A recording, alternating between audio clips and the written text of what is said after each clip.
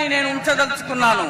ఎందుకు కేవలం కాంగ్రెస్ పార్టీ వాళ్లకు చెందిన వాళ్ళ ఇంట్లోనే ఈ నోట్ల కొండలు, ఈ కట్ల పాములు లభిస్తున్నాయి?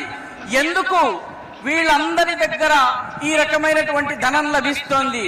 వీళ్ళందరికీ కాంగ్రెస్ యొక్క ఫస్ట్ ఫ్యామిలీ, అంటే కాంగ్రెస్ లో ఉన్నటువంటి నెంబర్ 1 ఫ్యామిలీ ఏదైతే ఉందో వాళ్లకు వీళ్ళందరూ సన్నిహితులు ఎందుకు అవుతారు? ఈ నోట్లు ఏవైతే లభిస్తున్నాయో ఇవన్నీ ఏదైనా సప్లై చేయడం కోసం దాచారా, ఒక సప్లై లైన్ లో భాగంగా, లేదా ఇవన్నీ కూడాను ఫస్ట్ ఫ్యామిలీకి చెందినటువంటి తొలి కుటుంబానికి సంబంధించిన నోట్లు దాచే వ్యవస్థ? కాబట్టి ఆలోచించవలసిన విషయం ఏంటంటే, కాంగ్రెస్ యొక్క రాకుమారుడు ఎవరైతే ఉన్నారో ఆయన దగ్గర నుంచి జాతి జవాబును ఆశిస్తోంది.